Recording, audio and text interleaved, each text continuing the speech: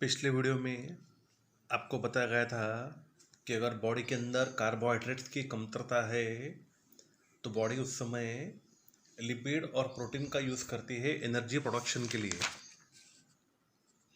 तो वही अपन अब लिपिड प्रोटीन इनके बारे में अपन पढ़ने वाले हैं। Page number 16, energy from different food components. Excess of carbohydrate are stored in liver and muscle in the form of glycogen. जो ज़्यादा का कार्बोहाइड्रेट है वो लिवर में और मसल के अंदर स्टोर रहता है ग्लाइकोजन के फॉर्म में। Excess of carbohydrates are stored in liver and muscles in the form of glycogen. What is the source of protein? What they made of? Protein क्या है? प्रोटीन का सोर्स क्या है? Proteins are the macromolecule. Proteins macromolecule है,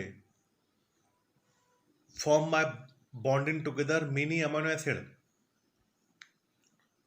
क्या बोला है? बराबर ध्यान में रखो। प्रोटीन्स मैक्रोमोलिक्यूल है, अतिशय सूक्ष्म आहे की जो बनलेला आहे amino एसिडच्या बाइंडिंगमुळे। Formed by bonding together many amino acid. Proteins are the macromolecule formed by bonding together many amino acid. और जो एनिमल ओरिजिन से प्रोटीन मिलता है उसको बोलते हैं अपन first class protein. Proteins of animal origin are called first class protein. 1 gram protein पासनं 4 किलो कॅलरी एवढी एनर्जी मिळते। We get 4 kilocalorie of energy per gram of protein. एक बार तीनों पॉइंट फिर से। Proteins are the micromolecule form by bonding together many amino acid. Proteins of animal origin are called as first class protein. We get 4 kilocalorie of energy पर gram of protein. और जब protein digest होता है तो अपने को मिलता है अमीनो एसिड। क्या बोला है? फिर से देखो। हाँ, जब प्रोटीन डाइजेस्ट होता है तो अपने को मिलता है amino acid. Amino acids are obtain after digestion of protein. आणि प्रोटीनचं पचन झाल्यानंतर आपल्याला अमीनो एसिड मिळेल आणि मग अमीनो एसिड बॉडी ॲब्सॉर्ब करेल आणि ट्रान्सपोर्ट करेल प्रत्येक ऑर्गनकडे रक्तातून, रक्ताच्या सर्क्युलेशनमधनं। क्या बोला है? एक बार फिर से ध्यान में रखो। डाइजेशन हुआ प्रोटीन का, कौन मिला है अपने को? Amino acid. अब अमीनो एसिड क्या होगा? बॉडी उसको एब्सॉर्ब कर लेंगी और वो हो जाएगा transported up to each organ and cell via blood. Those amino acid are absorb in the body and transported up to each organ and cell via blood. From this amino acid organ and cell produce various protein necessary for themselves and the whole body. वो amino acid से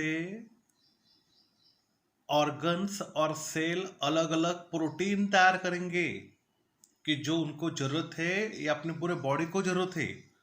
वो chart 2.4 में आपको दिया है, वो अपन बाद में एक्सप्लेन करेंगे।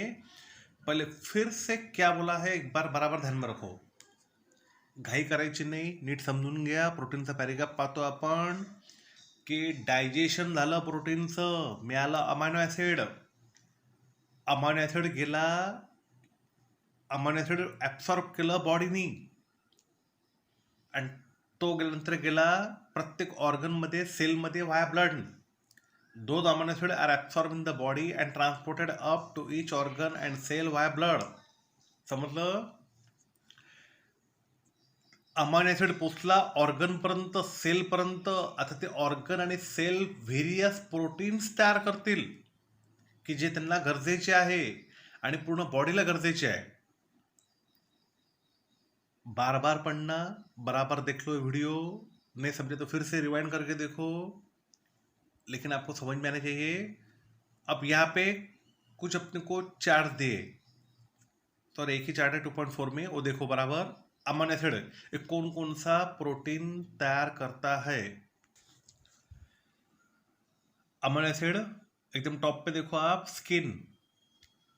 स्किन के अंदर कौन सा प्रोटीन तैयार होगा? Melanin, keratin. बोन्स के अंदर अमाइनो एसिड जाने के बाद में बोन्स तैयार करेंगे ऑक्सिन नाम का प्रोटीन। सेल्स के अंदर जाने के बाद various proteins of cell membrane and various enzyme, pancreas, insulin, trypsin, ये 2 प्रोटीन तैयार करेंगे पैनक्रियाज के अंदर, इंसुलिन, ट्रिप्सिन। पिट्यूटरी ग्लैंड जो अपने एकदम आंखों के पीछे रहती है, behind optic chiasma, various hormones, muscles, action of myosin and actin and myosin, flexible protein. Muscle के अंदर 2 प्रोटीन मिलेंगे अपने को, एक्टिन और मायोसिन जो फ्लेक्सिबल प्रोटीन है, और ब्लड के अंदर हीमोग्लोबिन, एंटीबॉडीज। अब अमाइनो एसिड से कितने एरो है? टोटल 7 एरो है।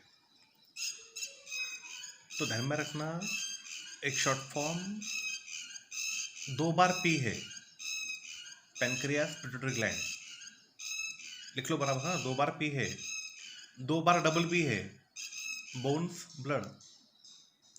क्या बचा? MSC बचा, MSC, मास्टर ऑफ साइंस, ऐसा शॉर्ट फॉर्म ध्यान में रखना। Muscle, skin, sales.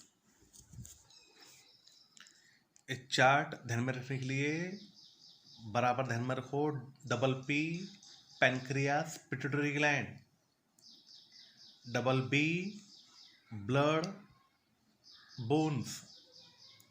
क्या बचा? MSC, muscle, skin, sales.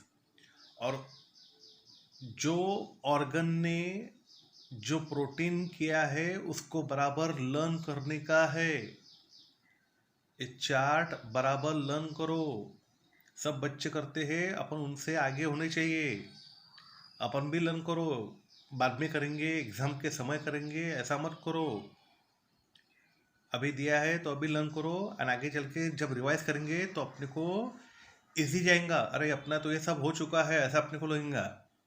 Amino acid 7 arrow, ध्यान में कैसे रखना, double P, double B, MSC। Double P माने क्या, डबल बी माने क्या, MSC माने क्या, मैंने अभी आपको बताया है। और जो अंदर के प्रोटीन्स है वो प्रोटीन्स के नाम विथ स्पेलिंग लर्न करना। अब बाजू में है ऑलवेज रिमेंबर, वो पॉइंट देखो, excess of amino acid obtain from protein are not stored in the body.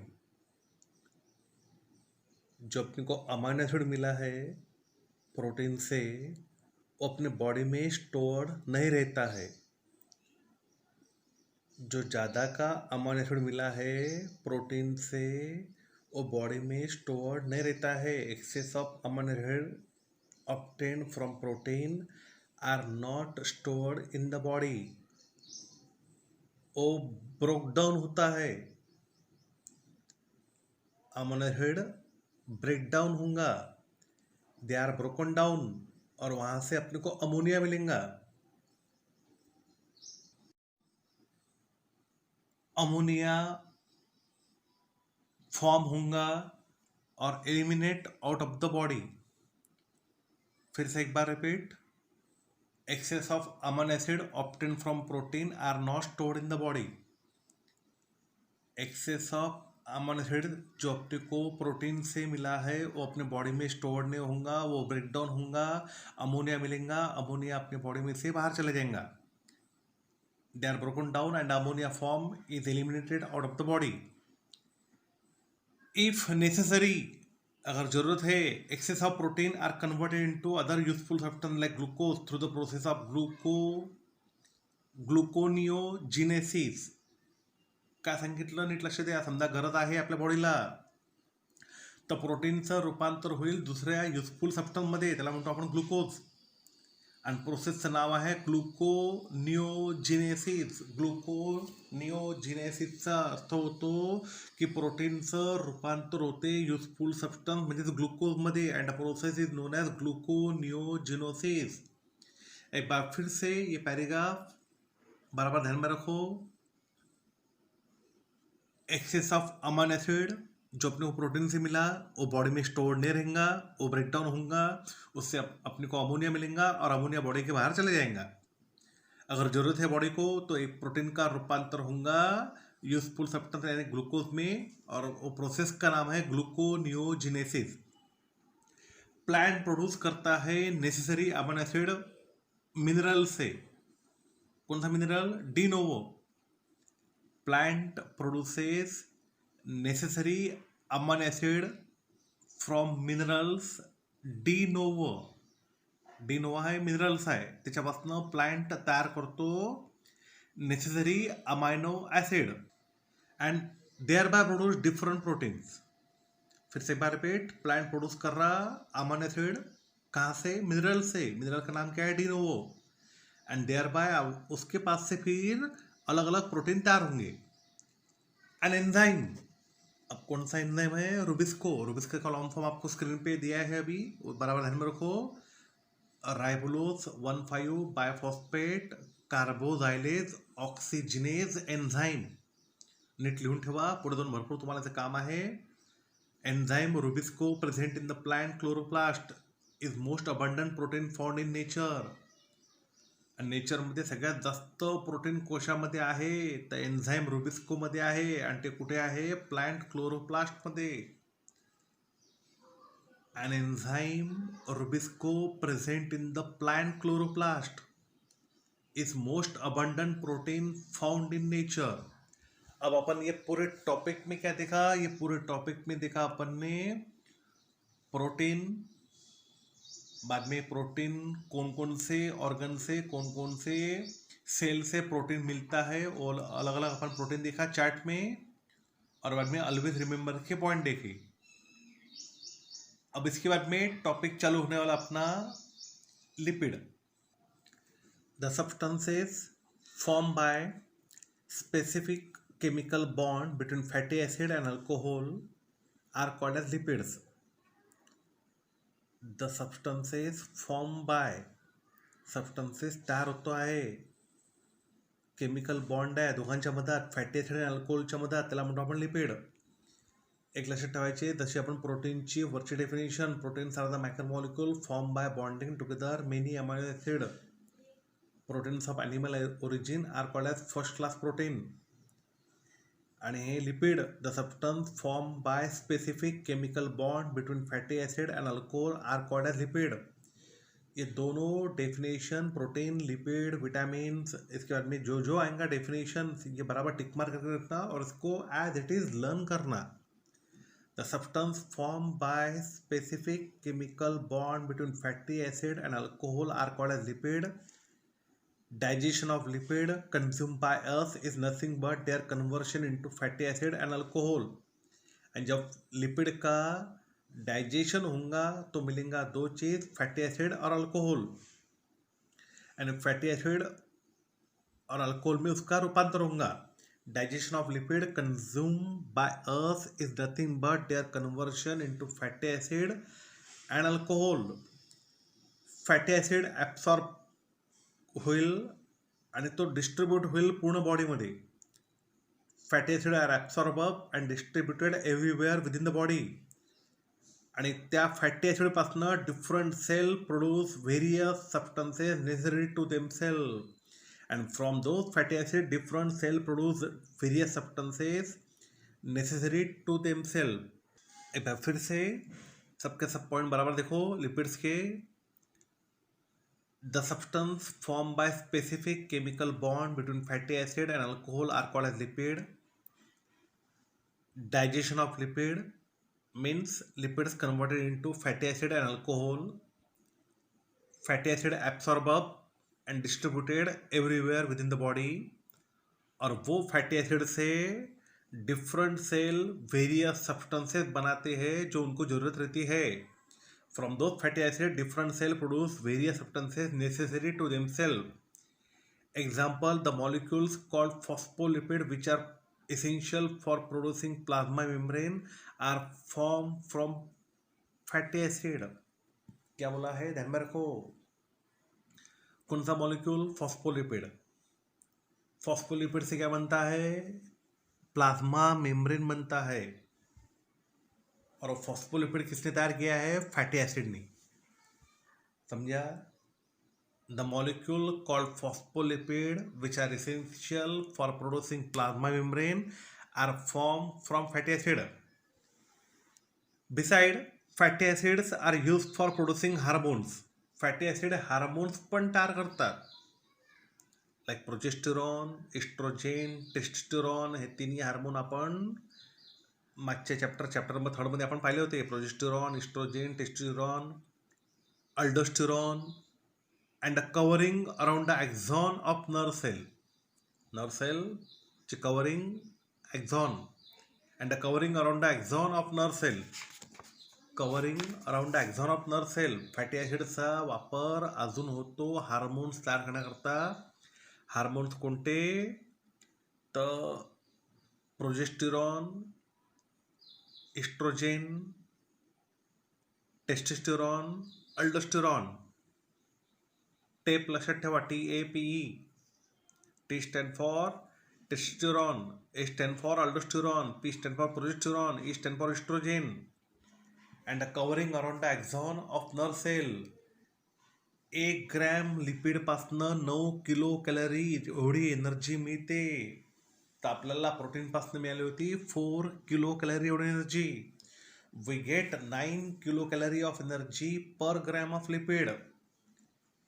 आणि excess of lipid are stored in the adipose connective tissue in the body. आणि बॉडीमध्ये समजा लिपिड जास्त झालं, ते एलिमिनेट होत नाही, ते जमा राहते. कुठे? Adipose connective tissue in the body. Lipid paragraph पूर्ण नीट वाचून घ्या. नाही समजलं असेल तर एकदा व्हिडिओ पुन्हा पहा. 5 मिनिटाचा टॉपिक आहे, 12 मिनिटापासून 17 मिनिटापर्यंत. एकदा नीट चेक करा. लिपिड एकदा पुन्हा पाहून घ्या. Next topic, vitamins. विटामिन्स तुम्हारा बहुत बार हो चुका है, 8th में, 9th में, 10th में.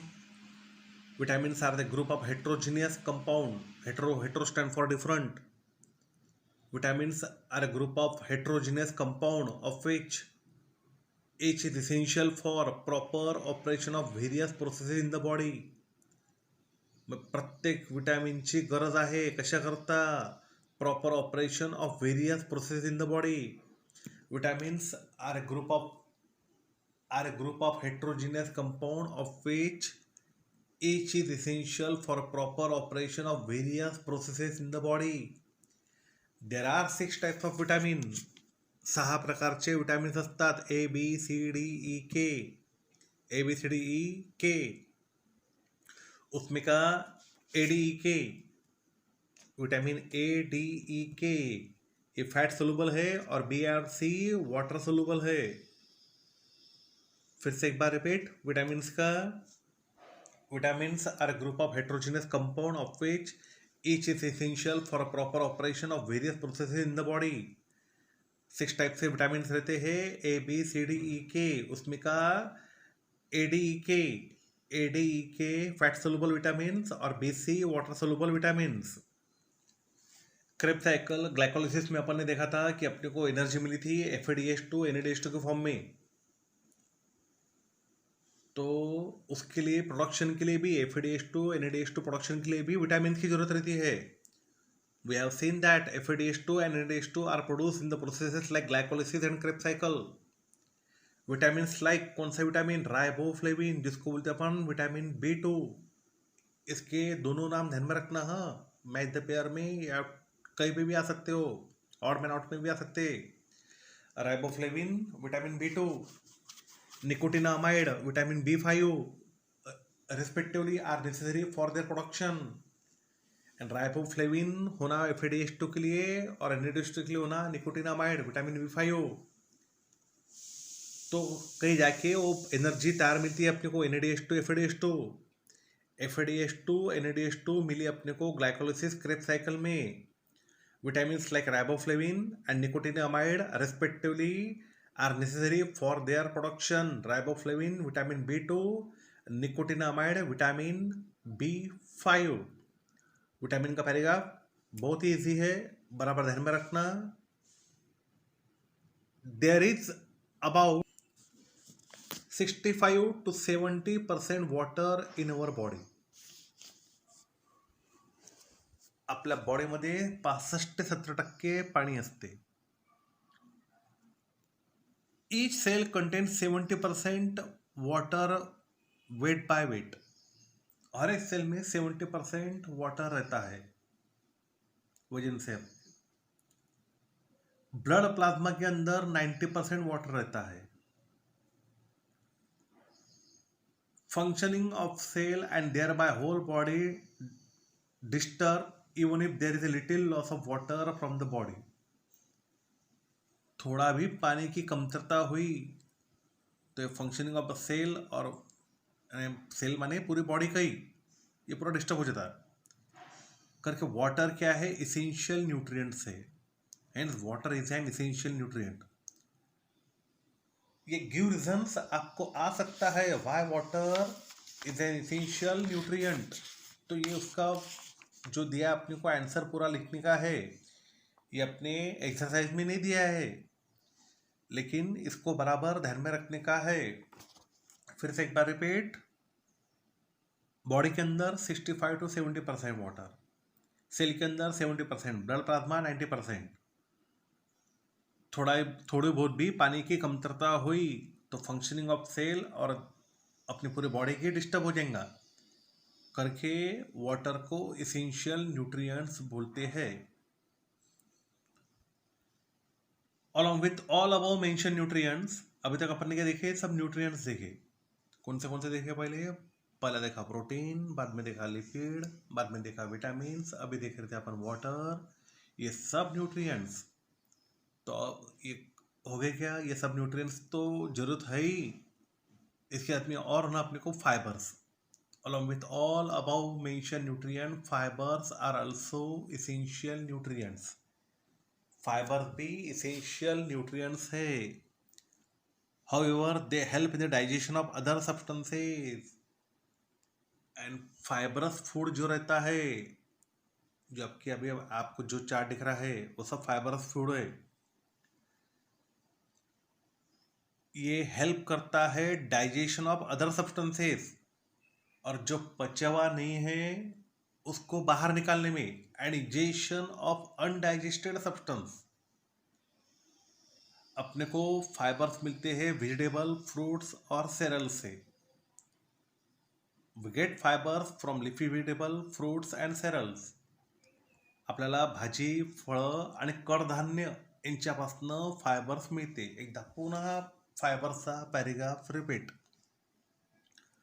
Along with all above mentioned nutrient, fibers are also essential nutrient. In fact, we cannot digest fiber. ध्यान में रखो बराबर. आपण फायबरला डायजेस्ट करू शकत नाही. पण however they help in the digestion of other substances and digestion of undigested substances. We obtain fibers from leafy vegetable, fruit, cereal, etc. ये जो अभी अपन ने पैराग्राफ लिया फाइबर्स का, ये क्वेश्चन नंबर 4B, इसका आंसर आप लिख सकते हैं. क्वेश्चन नंबर 4B देख लो एक बार. Fibres are one of the important nutrients. तो उसके आंसर के लिए ये पैसेज यूज करना. Next topic, cell division, an essential life process. Cell division is one of the very important properties of cell and living organism. Cell division important property है cell की और living organism की. ये property कारण नया organism तैयार होता है from the existing one. And जो यहाँ पे एग्जिस्ट कर रहा है उसके पास से नया ऑर्गेनिज्म मिलता है सेल डिवीजन के प्रॉपर्टी कारण. और मल्टीसेलुलर ऑर्गेनिज्म ग्रो अप होता है, और जो बॉडी वीक है एंड स्ट्रांग नहीं है वो भी स्ट्रांग हो जाती है. Emaciated body can be restored. Emaciated stand for weak और इल बॉडी. फिर से एक बार repeat. Cell division is one of the very important properties of cell and living organism. Due to this property A new organism is formed from the existing one and multicellular organism grow and emaciated stand for weak or ill body can be restored.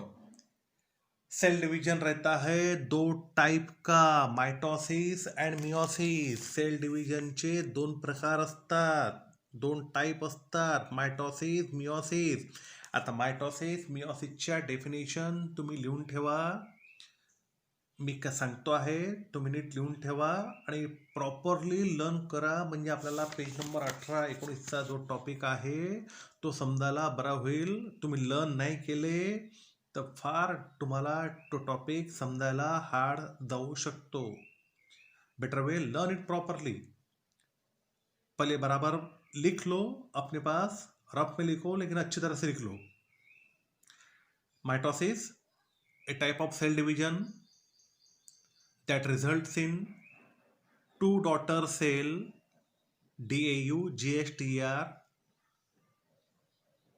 फिर से repeat, a type of cell division that results in two daughter cell each having same number and kind of chromosome as per the parent nucleus.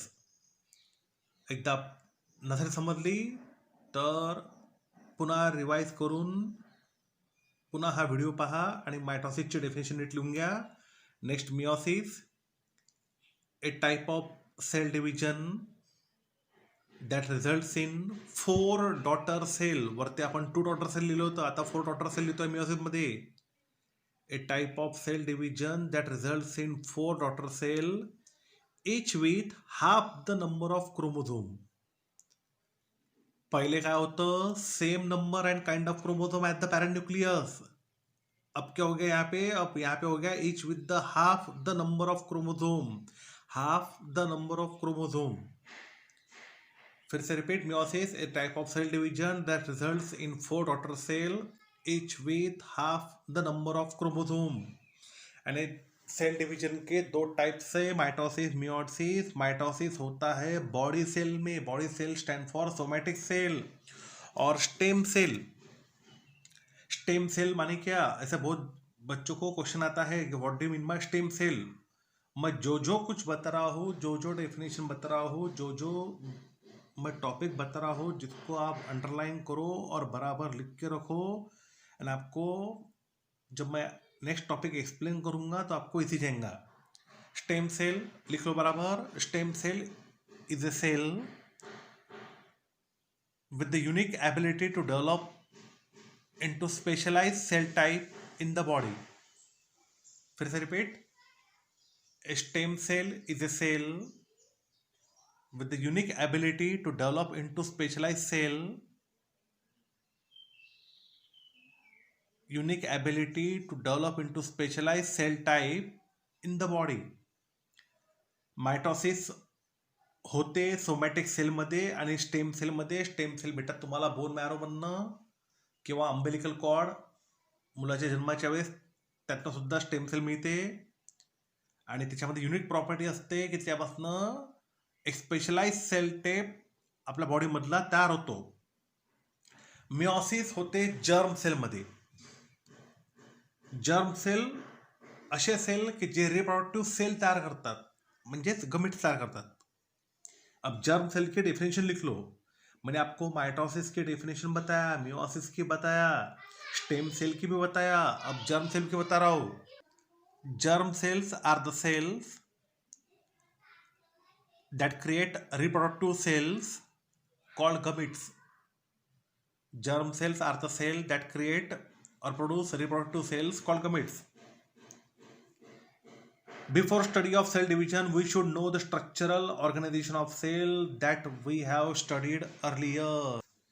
म्हणजे cell division शिकायच्या पहिले structural organisation of cell जे आपण पहिले शिकलेलं आहे ते NEET तुम्हाला माहीत पाहिजे की प्रत्येक सेलमध्ये न्यूक्लियस असतो आणि न्यूक्लियस तसंच असतो. बाकीचे सेल ऑर्गनेल्स पण असतात.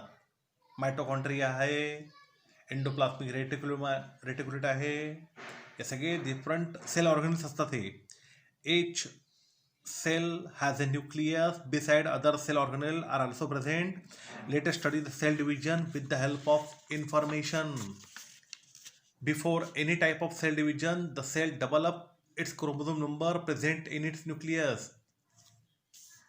Before any type of cell division,